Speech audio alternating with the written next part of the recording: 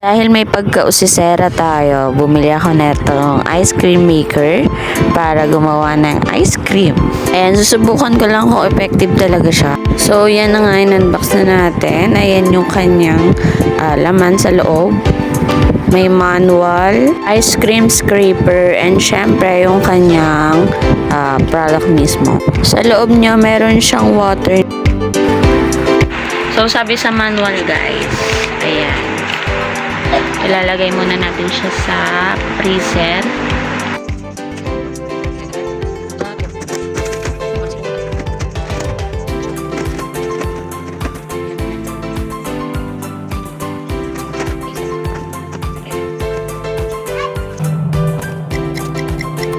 So, bukas natin siya kukunin.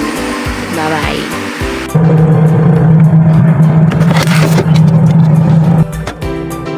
Okay, simulan na natin tong kalokohan na to. Ayan, bumili lang ako ng Milo, Nestle Cream, and then the Pudgy Bar. Ayan, mekos-mekos lang natin yan lahat. Ayan, after ko malagay ang mga yan, syempre, halo-halo-halo lang ng halo hanggang mag-combine ng maayos. Ayan, pinabilis ko na lang kasi medyo matagal. Napakaganda ng product na to mga milalo kung may mga Jonakis kayo. Magiging bonding nyo na rin to. Kapag pala ilalapat nyo na siya mga mi, kailangan medyo manipis lang kasi hindi siya ganun ka bilis mag-set.